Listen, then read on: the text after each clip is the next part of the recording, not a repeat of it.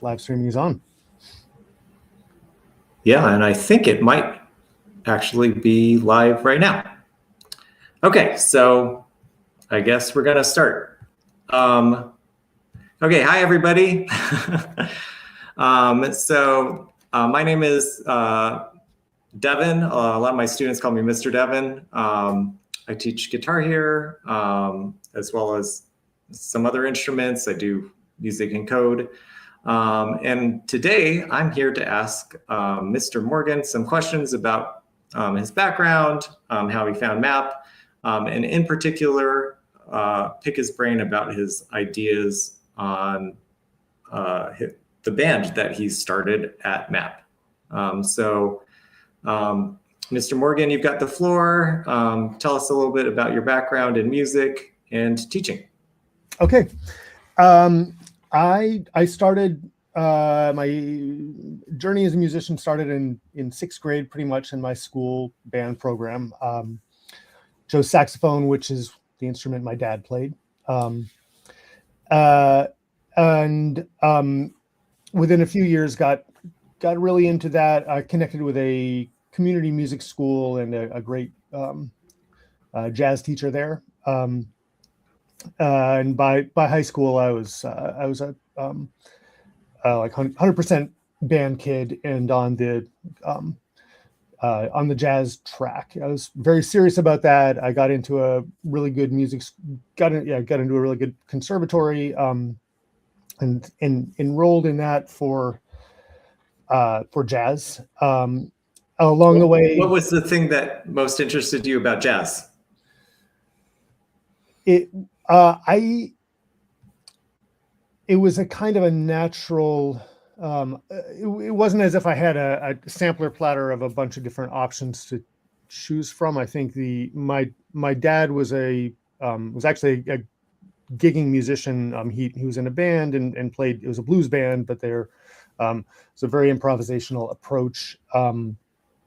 And I think I would say it was the natural path in front of me. Saxophone is a wonderful instrument for lots of different styles, but it does nudge a player toward jazz, because the biggest most popular style, certainly in this country, for saxophone is jazz. But I also fell in love with improvisation quickly. I had a teacher who was very improvisation focused, and lessons would often just have a lot of jamming, which felt great. It was a lot of fun. And then soon after that, I started playing with some ensembles at this community music school, and the ball was rolling. The feedback loops were in place. I was listening to music I loved, playing interesting music, improvising, making friends in the ensembles I was playing with, and there's basically no looking back after that. Great, yeah, that's awesome to learn more about your background. I have met your dad before, and I've heard him play jazz at Malden Porch Fest last year, which I think you're going to do again this year. For sure. It's a tradition that since moving to Malden 5 years ago, my family has really started to enjoy. I like to play with my own, some of my own groups that I play professionally with. We usually do a jazz jam session at the end, and then I have a few students who are ready and interested in that kind of opportunity play with us as well. Awesome. Yeah. And MAP students will definitely, find a way to, a venue to perform at, and it might be here, it might be at another venue. I need to apply for that. Tell us a little bit about how you found MAP. Yeah, so MAP is, as far as I'm concerned, is the neighborhood community music school, which I've been living here for a bit before I realized it was there. My son goes to BB school, so I've been walking past MAP every day for a year or two, before talking to some parents in the community and who were excited about MAP, and realizing what a cool fit it was for my own interests and goals.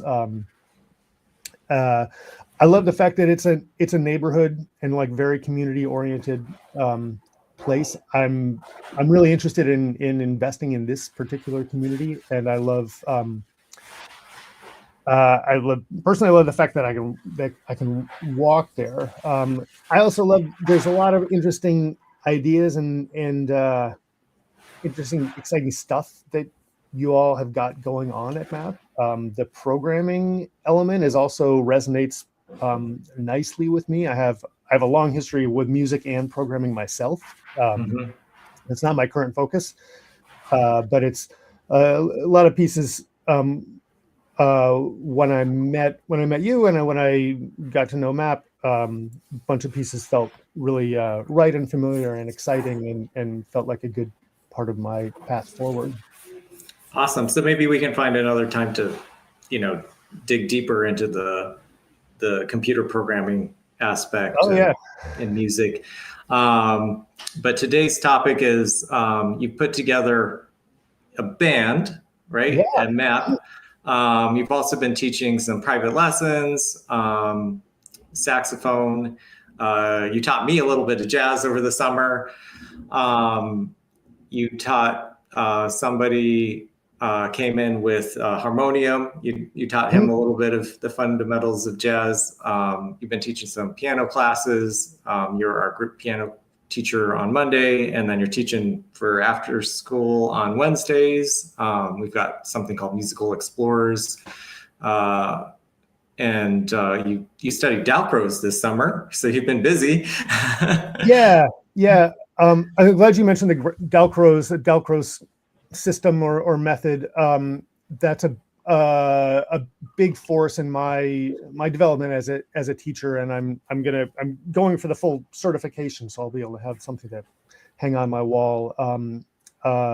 So it's a continual study that I'm doing. As the Dalcroze method, for those who don't know, is a 100-year-old European pedagogical method, which is originally developed for conservatory students, but is now applied to musicians of all abilities and all ages. And it's very movement based. That's the fundamental thing, is that music starts in the body, and movement is a incredibly powerful tool for understanding music and getting better at performing it. And it gives me some tools to, especially in the Musical Explorers class, get kids moving to music, get kids moving and understanding music through movement, which feels good to me as a musician, as an educator, because I believe in it. I believe it's a good way to help people develop musical skills. It's also good for kids because kids often don't want to sit still. That's a really good point. I just this weekend I dug up this article talking about, like reading to kids, and that you shouldn't be surprised if they're wiggling around, and you shouldn't actually even stop them from doing it. There's different ways you can engage them while they're wiggling around with like a fidget or something like that. And this method it feels like that. It's like the kids, they want to move around, they want to use their bodies. It's like, well, let's use that natural inclination to move to support their musical learning. Yeah. And then there's even more to it than that, which is really cool about establishing a sense of beat, and then breaking down the rhythm. So I think we could also set that, that's another topic we can talk about for sure, for a full hour or so. But let's get right into the band that you've started. Tell us a bit about what you've done so far with the band, where you see it going in the future, and what sorts of things are on your wish list, I guess, for the next couple months? Yeah, I'll talk just a little bit about my philosophy of what learning music is for me, and where I see the most value out of it, and what gets me out of bed in the morning. For me in my personal life, one of the greatest joys I have is playing music with other people. I have people that I play duets with. I have different groups of musicians that I'll just come together with and jam, or that I'll hire if I have a gig and I need to put together a group. I have a long-standing band that I play with, and we rehearse or gig almost every week. I think this is a wonderful thing for someone to build a big chunk of their life around, and I want to do what I can to help a new generation have the tools that they'll need to make music with other people. Yeah. There are lots of different ways to make music with other people. I'm firmly from the jazz and improvisation, and I will add folk tradition now. So the style of playing that I teach is leans heavily on improvisation, leans lightly on notated music. So we do use sheet music in the private lessons and the teaching and the ensemble work that I do. But rather than exhaustive, intricately worked out parts, I encourage a lot of looking at the written music as a skeleton, as a basic roadmap. But very quickly, I'm asking kids to elaborate, to fill in some blanks, to what's the word? To flesh things out. Those are the skills that I want to teach. Musicians talk about lead sheets. So there's a difference between there's a lead sheet, which is a melody and chord symbols, and versus a score where every note is notated. And the skill that I want the technical skill that I want to give students is the ability to read a lead sheet. That's one thing I can, over a journey of working with me, that I would love to be able to impart to a student. It's the ability to look at a lead sheet, this skeleton of a musical score, understand how to fill in the blanks, and be able to get together with other musicians, say, hey, let's play this tune. They have the tools they need to do it, and they're off to the races. So the ensemble that we've started at MAP is taking this approach. We've got simple songs. We play them. I encourage the kids to play them from memory. They're simple enough to play from memory.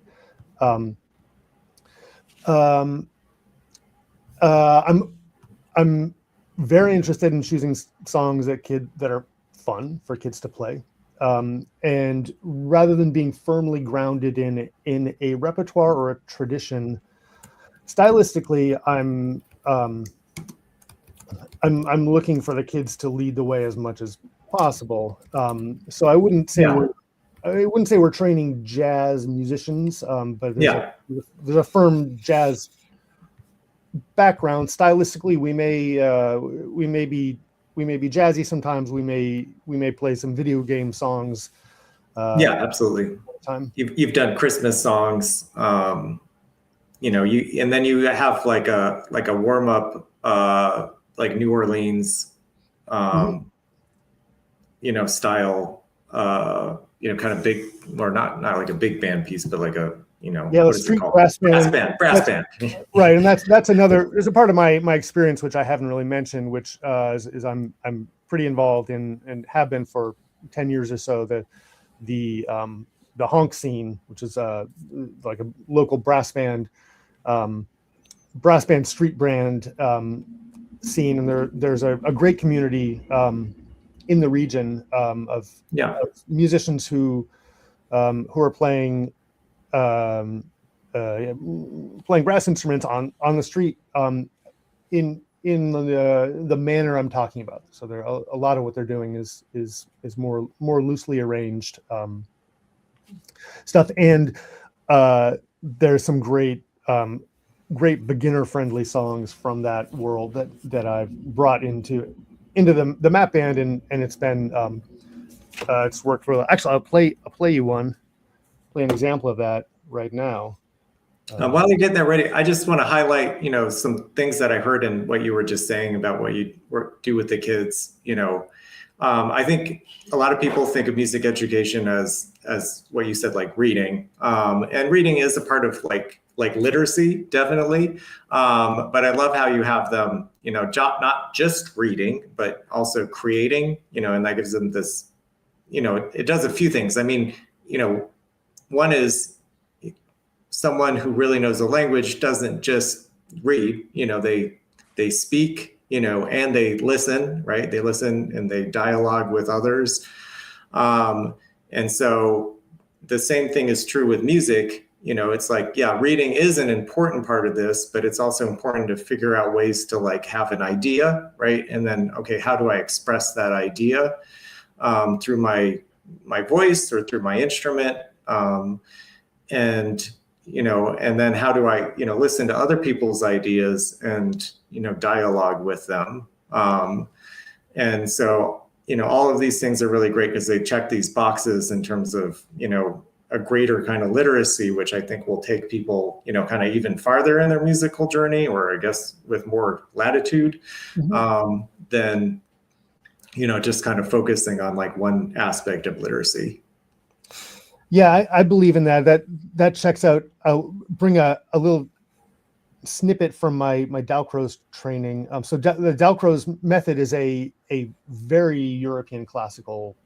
Yeah, it's solidly comes out of that world, but it also has a strong improvisation component. One of my teachers, one of my Dalcroze teachers told me that the Dalcroze people say that in order to demonstrate that you truly understand something, you need to be able to improvise around it.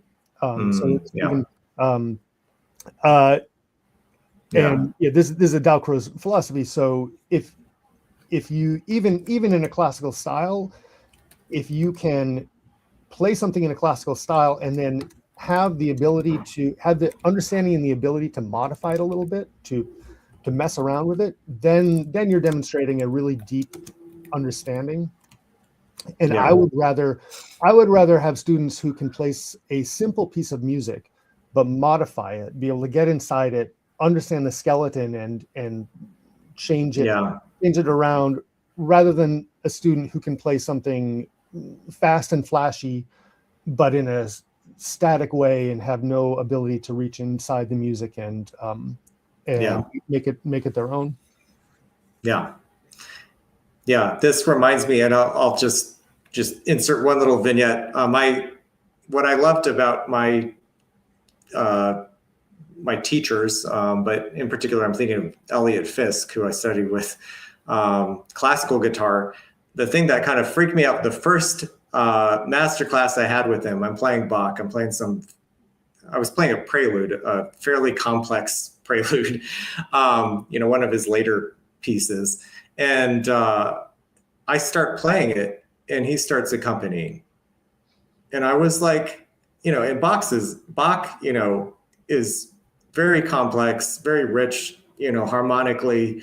And just the idea that, it's hard enough just to play it, but it's like he could play it, but he could also like, oh, okay, so, this is A minor, and then the bass goes to G. I know the exact piece in my head. And then the bass goes to F, and then, and then we change to E. I was just like totally blown away. So now I'm like jamming with him, on Bach. But then he's accompanying, he's improvising the accompaniment. Yes, he's improvising the accompaniment. And he played it differently. I have a recording of this masterclass because someone recorded it. And he did it differently each time. And so then I stuck around and I listened to all his masterclasses, and he did this for like everybody. And then later I had the opportunity to study with him. And he kind of did this with everything, so, I would be playing some, there's these famous Venezuelan waltzes by Antonio Laro. And of course he could just play what's written. It's all written out. But, he was like come on, you like play the chords. And so I had to figure out, okay, so, and then I had to come up with an accompaniment, and he's like, I'm going to play, this, and then let's switch, and there's so few, at least at that level, that were like kind of doing that, with their students. And, but it was great, because I had studied some jazz, and I was like, when I hear Bach, I hear kind of like bebop, there's a lot of that in there. So, but you were going to play a recording of the band for us. Yeah. I'm really curious to hear this. And I know that anyone watching this is. So this is a warm up, one of the beginner songs that I learned with this great organization called School of Honk, which is giant community brass band in Somerville that I've spent some time with. I think this is We've Got That Fire, which is a New Orleans either traditional or very popular by one of the popular New Orleans Mardi Gras type street bands.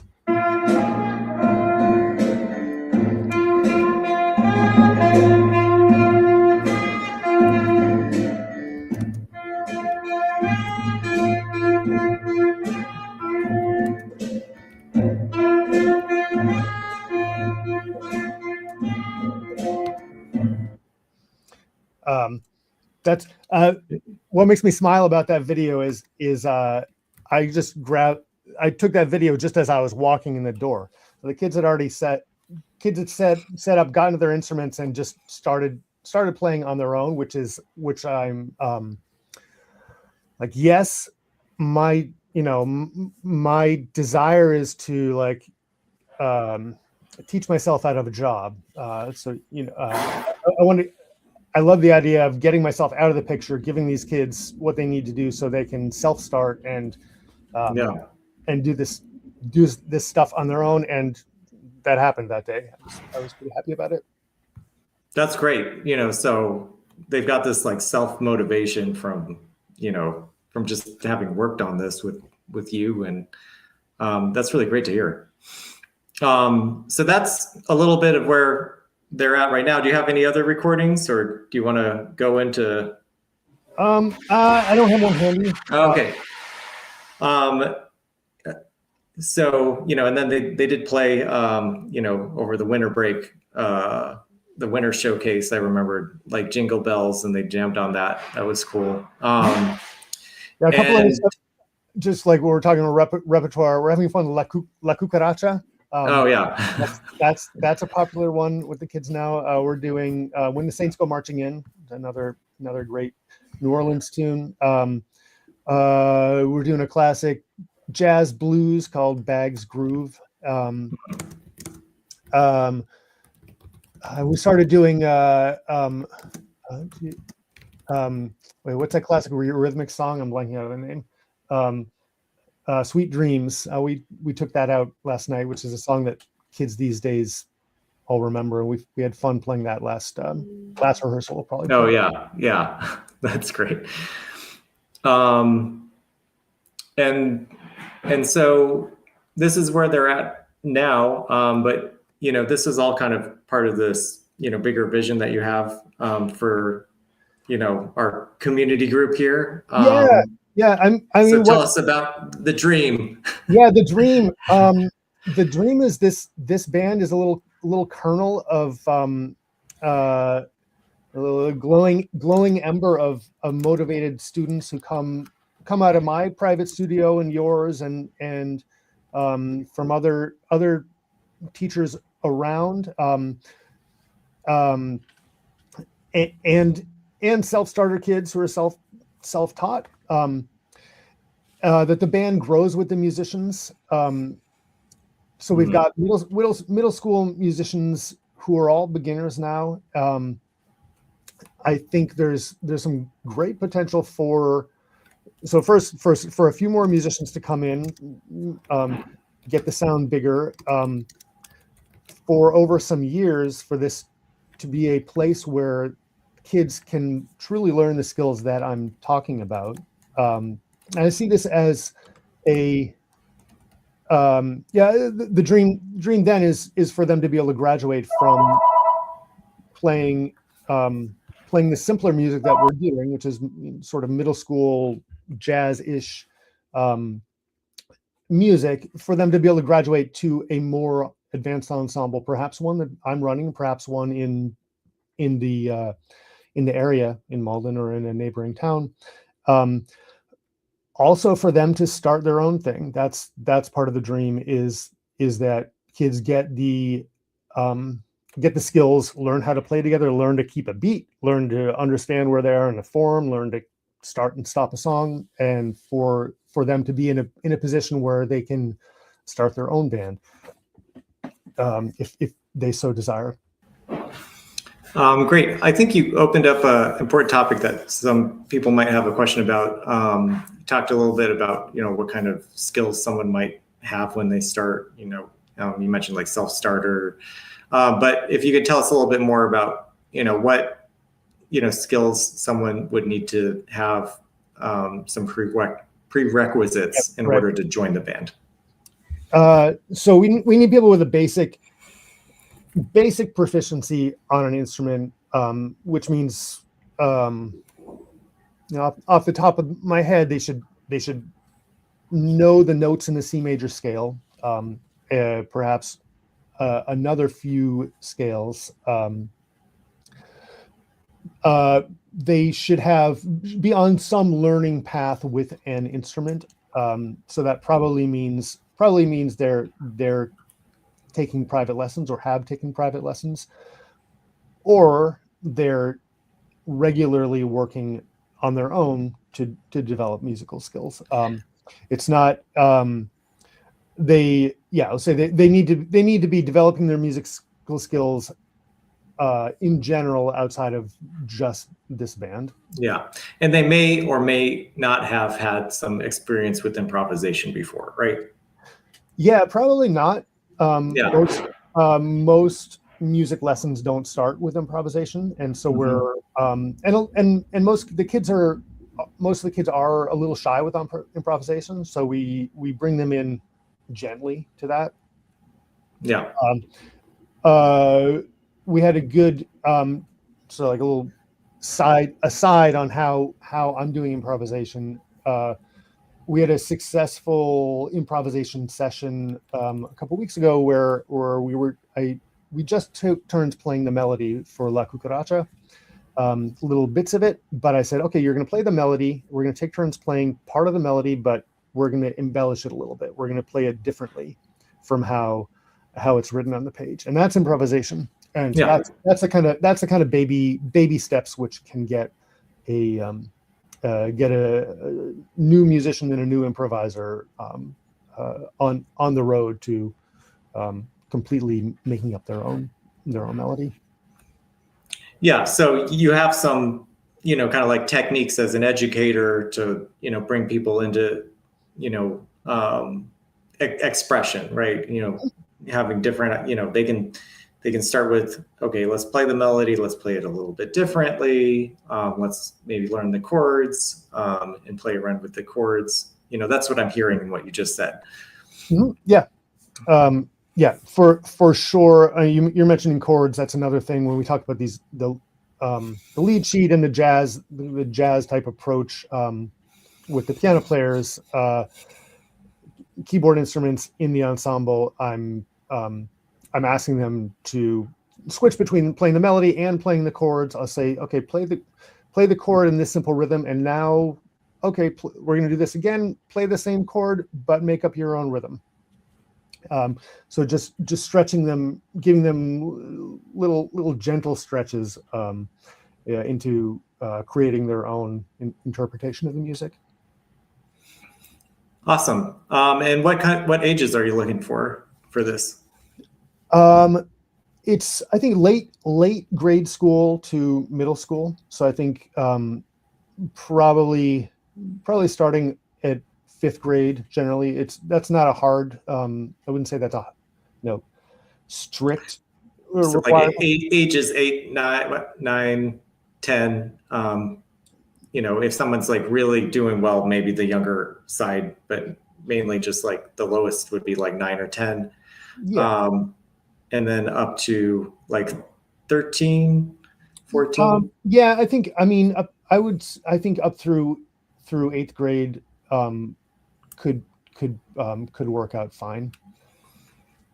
And I'll also say that I want to look for ways for kids and families to get a feel for this band before they commit to it as a class.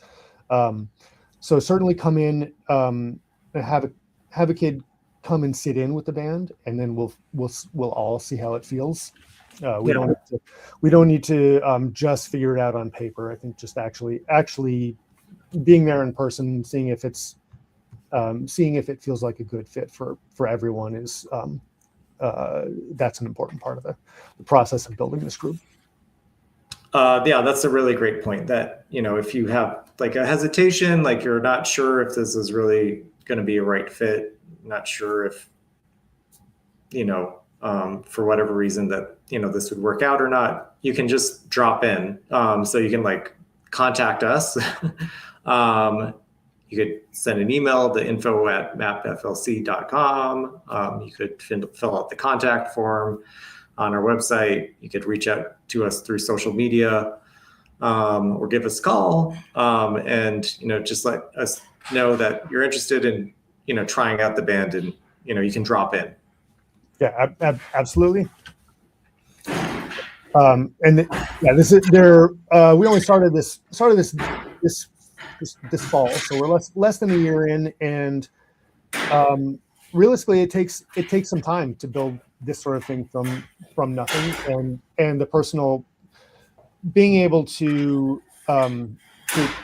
talk personally and with everybody involved, have a little bit of flexibility about what's working and what's not is important, I think. And the dropping in, sitting in with a band, I think is an important part of that, the flexibility we need to have. Awesome. Okay, so I think we've covered a lot. Is there anything else you want to tell people before we end the call? Nothing real specific. I'm really happy to be part of the MAP community and part of the Malden and the greater whatever we call this collection of towns, the greater Fells community, and I'm really passionate about helping grow musicians around here and connecting with other people who feel the same. Yeah, and we're likewise really happy to have you, Mr. Morgan, and folks like you, teachers like you here, who are really passionate about teaching, about also just very caring in your approach. Really, like I've seen you kind of come in and like, is everything okay? Just kind of like taking the temperature with the kids, which is really, really goes a long way. Like you said, it's kind of a long. It can be a long journey to kind of cultivate something like this in the community, but the reward is like so big. That's why we do it. It's a really healthy thing for kids to do, like as they grow older. As a hobby. If it becomes a hobby, and like let's get together, let's jam, let's play together. So this is just a wonderful thing that you've started in the community, and I hope we can get it growing even more. One thing I want to highlight, one thing you said, I wrote down, the band grows with the musicians. I love that. So this is, something that's a little bit flexible. It's like the kids are growing, they're growing in their musicianship, but they're also growing together as a band, right? And getting to know each other in that way. And that's just such a beautiful way for, people to know each other and interact with one another. Yeah, absolutely. Great. So thank you again. And thank you for anyone watching, either, live. I know we just kind of like sprung it on you, or, down the road in a couple weeks or so, just feel free to give us a call and let us know your interest, or come in and stop on by. We're right across from the BB School at 10 Dexter Street in Malden, Massachusetts. Okay, thank you again, Mr. Morgan. Thank you, Mr. Devin. See you soon. Okay, bye.